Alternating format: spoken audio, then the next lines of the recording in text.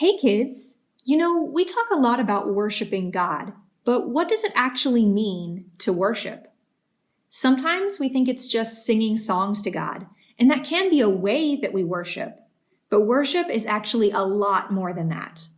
Worship is honoring God, which means showing God how much He is worth to us. Have you ever thought about how much different things are worth to you? What would you do to be able to keep your favorite toy? What would you give up to have a phone or to be able to watch your favorite TV shows or YouTube videos? That's what those things are worth to you. When we worship God, it means that He is worth more than anything else to us. Worship is when we show God how much He is worth to us with the way that we act and live and with the things that we do and say. Worship is putting God first above whatever else we might want. That might mean choosing to do things God's way instead of our way. Maybe by loving someone who isn't very nice to us, or by choosing to spend time with God by praying and reading our Bibles. Worship is showing God that we love Him. We've got a really exciting Bible story to learn today. For our activity, you'll need 2 pieces of paper and something to draw with. We're going to learn about 3 young men who really loved God. They wanted to honor God in the way that they lived and acted. They wanted to put God first. They wanted to show God how much they loved Him. They chose to worship God even when it wasn't easy. I'm here. I got here as fast as I could. Where's the fire? Whoa, what? Fire? I'm happy you're here, Matt, but what fire? I heard there was a super crazy hot fire and 3 guys are in the fire. I came to rescue them. I would have been here sooner, but I had to dig through my costume box to find my firefighter's helmet. But I'm ready now. Where are they? Oh, them. What do you mean, oh, them? How can you be so casual? This is an emergency. I have to rescue them from the fire. Okay, Matt, breathe. Those 3 guys and the fire are in our Bible story today. They actually lived a long time ago. Just breathe. They don't need a firefighter right now. I brought a hose. Nope, we don't need a hose. Okay, but were the 3 guys okay? Did a firefighter show up and put the fire out? And how did they end up in the fire in the first place? Didn't they know they should not play around with fire? Someone really should have taught them about fire safety in school. Don't play around with fire, call for help, stop, drop, and roll, all that jazz. I'm sure they knew about fire safety. They didn't end up in the fire by accident. They were actually being punished. Punished? In fire? For what? Whatever happened to time out? How about I start at the beginning? Do you remember how God's people had turned away from God? They had been doing evil things and hurting people and worshiping other gods, fake gods.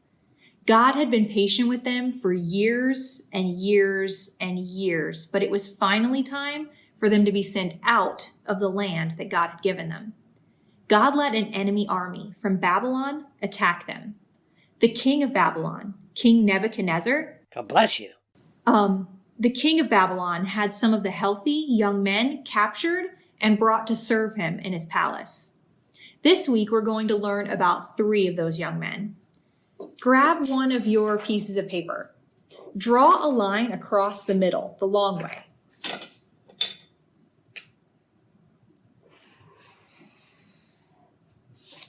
Like this. Now, in the bottom half, draw 2 lines, dividing the bottom half into 3 boxes. Like that. 1, 2, 3. Now let's draw our 3 young men in the top box.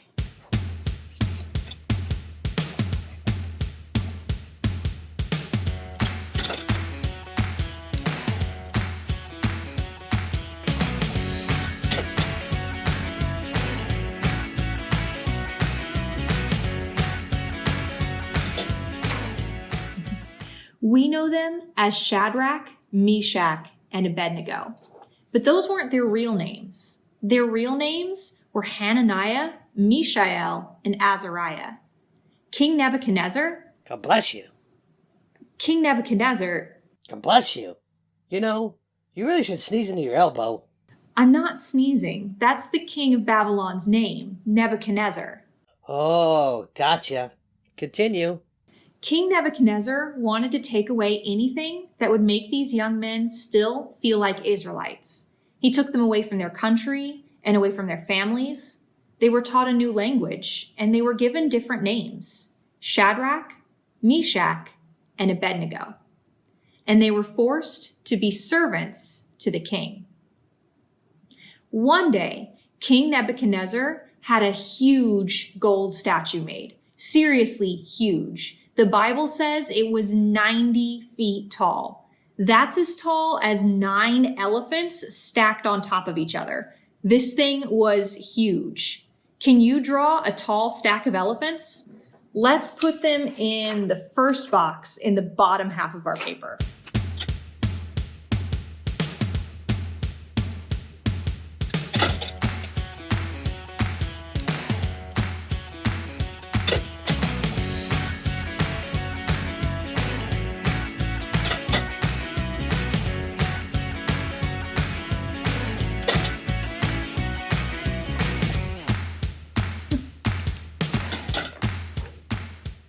He was so happy with his huge statue that he sent for people from all over to come see it. He planned a special event to honor the statue once everyone got there. Then an official stood up and announced, "People of every nation and race, now listen to the king's command. Trumpets, flutes, harps, and all other kinds of musical instruments will soon start playing. When you hear the music, you must bow down and worship the statue that King Nebuchadnezzar has set up." When the music played, the king wanted everyone to bow down and worship this statue. How many different types of musical instruments can you add to your drawing? Let's put them in the middle box at the bottom half of our paper.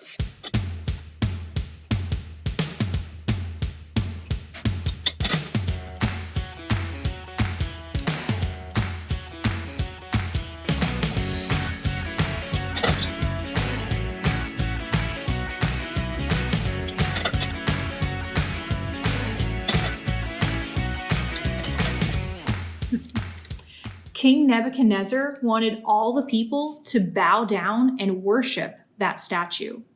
Maybe that sounds crazy to you. Why would anyone want to worship a statue instead of the real God? We have a name for statues that people worship. We call them idols. You know, another definition of an idol is something that comes between you and God. It's like if I were to skip spending time with God, praying, listening, reading my Bible, because I would rather watch more TV or YouTube videos. Then I've let something come between me and God. And I'm guilty of that. I think probably a lot of us are. Can you think of anything else that we sometimes make more important than God? And it's not that those things are bad. They're usually good things, but not when we let them become more important to us than God. So we might think that it's really crazy that these people would choose to bow down and worship a statue instead of the real God. But it's also pretty crazy that we all will spend hours on our phones and struggle to spend any time at all with God. Anyway, back to our story. The king wanted everyone to bow down and worship this statue. And anyone who didn't bow down and worship the statue will be thrown into a super hot, fiery furnace. A furnace was like a giant oven, usually used to make things out of metal. To be able to work with metal meant that it had to be much hotter than any oven we're used to. Being thrown into the fiery furnace meant death. As soon as the people heard the music, they bowed down and worshiped the gold statue that the king had set up. All the people except Shadrach, Meshach, and Abednego. They would not bow down and worship the king's statue.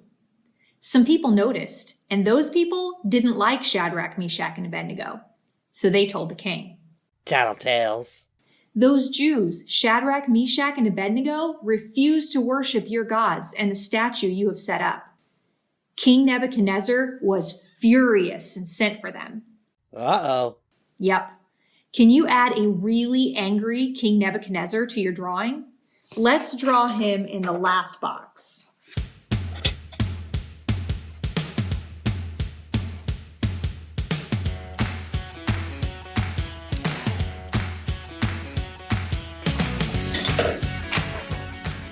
He looks pretty grumpy, right? King Nebuchadnezzar said, "Now I'm going to give you one more chance. If you bow down and worship the statue when you hear the music, everything will be all right. But if you don't, you will at once be thrown into a flaming furnace. No God can save you from me." He was giving them a second chance to worship the statue. But if they didn't, they would be thrown into the fiery furnace. What are some bad things that can happen to kids today if they don't go along with what everyone else is doing? We could get left out, or we could lose friends. We could get made fun of, or bullied. Shadrach, Meshach, and Abednego replied to the king, "The God we worship can save us from you and your flaming furnace." They knew that God is powerful and amazing and could absolutely save them from that furnace. But they didn't stop there. "But even if he doesn't, we still won't worship your gods and the gold statue you have set up." They knew that God could save them, but they made it very clear they weren't worshiping God only because of what God would do for them. They loved and worshiped God because of who he is and all that he had already done. And they would still love and worship God even if he decided not to save them from the fiery furnace. Let's add hearts in the top half of our drawing by Shadrach, Meshach, and Abednego to show how much they loved God.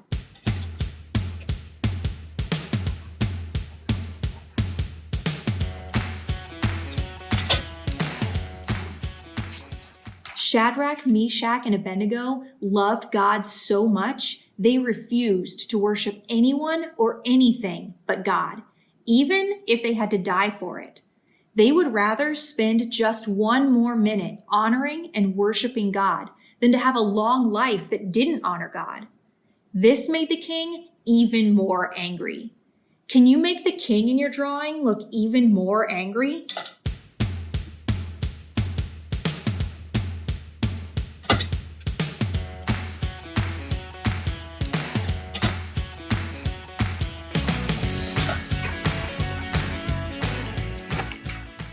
Nebuchadnezzar's face twisted with anger at the three men, and he ordered the furnace to be heated 7 times hotter than usual. Then he ordered his soldiers to tie up Shadrach, Meshach, and Abednego and throw them into the furnace. The soldiers tied them up and threw them in. Oh no! The furnace was so hot that the soldiers that got close enough just to throw them in died. Shadrach, Meshach, and Abednego were in the fiery furnace. Suddenly, the king jumped up and shouted, "Weren't only 3 men tied up and thrown into the fire?"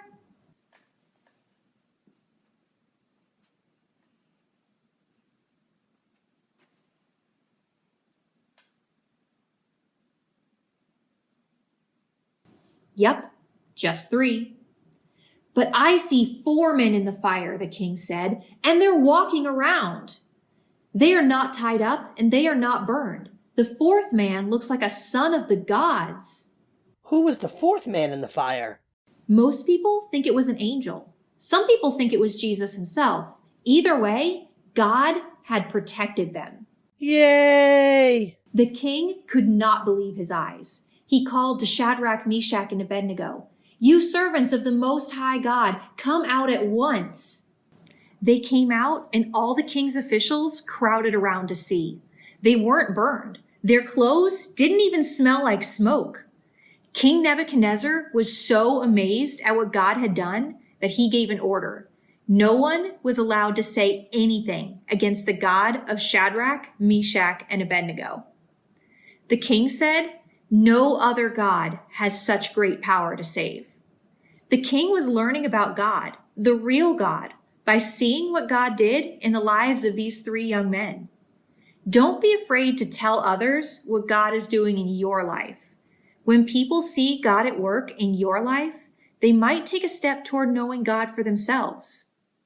Go ahead and grab your second sheet of paper, and let's draw a really big heart.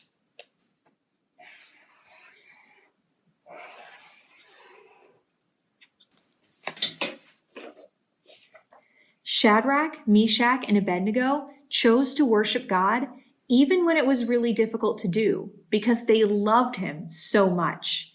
They loved God for who he is and what he'd already done for them. Let's fill this heart with what we love about God. Let's fill the heart with the reasons that we choose to worship God. God is perfect. He's holy. He's amazing and wonderful.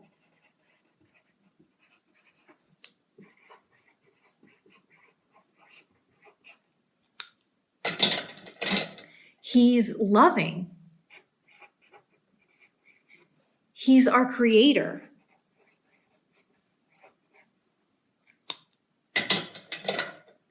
He saved me.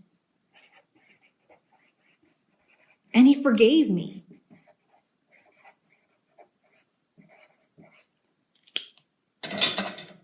He knows me.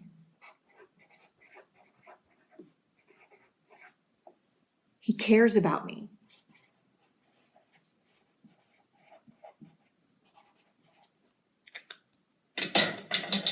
He hears my prayers.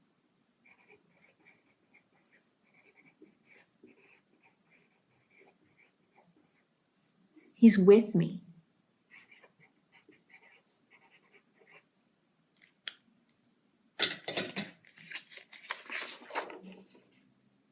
Wow, God is amazing. He sure is.